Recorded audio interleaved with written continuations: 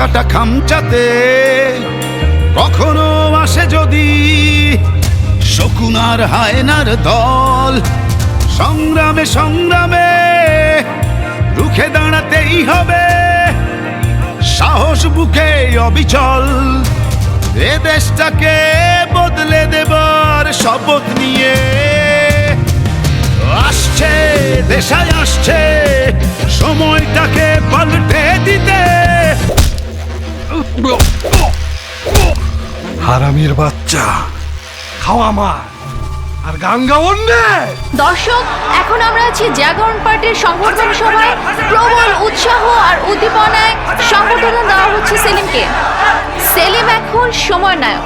কত রঙের হাত ছানি, কত জনের খবর জানি, আমার মনের রং তুলিতে তোমায় এঁকেছি রানী।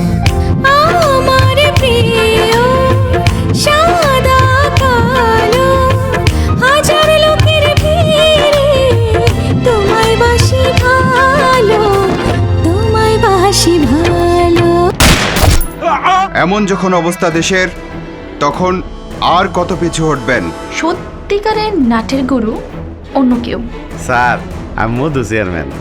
আসন্ন নির্বাচনে জাগরণ পার্টি নেতৃত্ব দেবে দেশা। সাবধান! যে লিডার ক্ষমতার লোভে আয়নাপুর গ্রামে সাধারণ জনগণকে নির্দয়ভাবে হত্যা করতে পারে, সে যদি পুরো দেশের ক্ষমতা পায় তবে কার ক্ষতি হবে? মানুষের উপকার করলে হারাবার কিচ্ছু নেই, তাহলে কেন আজকে তুমি পিছিয়ে আছো? হাসান হায়দার যে দায়িত্ব তোমার কাঁধে দিয়েছে, সেটা কেন তুমি এড়িয়ে যাচ্ছ? আসমান জমিনে সাগর নদীতে ঢোলের বাড়িতে তুফান তোল, পারে সবাই হৃদয় দিয়ে বাংলা মায়ের গান। বাংলা মা তুই অতীত ভবিষ্যৎ, তুই যে বর্তমান।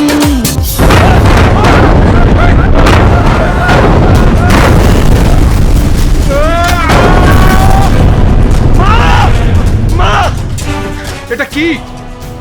একে কি রাজনীতি বলে? বর্বরচিত হামলা, নির্বিচারে মানুষ খুন করে, এটা কোন দেশের রাজনীতি আমি জানি না। দেশের রাজনীতিবিদদের কাছে আমার প্রশ্ন, কি অন্যায় করেছিল আয়নাপুরবাসী? কেন বোমার আঘাতে সবাইকে বিকলাঙ্গ হতে হলো? আর যদি সেলিমের মতো দেশপ্রেমিকের মৃত্যু হয়, কে নেবে এর দায়িত্ব? খোদার কসম ভাই, 7 দিন ধরে পাবলিক আমার ঘর ঘিরে রাখছে। আরে আমার অফিসের সামনে আমার কুশপুত্র লিখে দাও করে। আমার সাথে কারো কোনো যোগাযোগ নাই, একদম আল্লাহর কসম ভাই। যেখানে যা সেলিমের ফুটেজ আছে সব আমার কাছে নিয়ে এসো। টিআরপির ইঁদুর দৌড়ে আমি সবার আগে থাকতে চাই। ওকে? তোর যত চাল্লি চামচা মাস্তান গুন্ডা পুলিশ মিডিয়া সব নিয়ে তোর হাতে সময় মাত্র 5 ঘন্টা।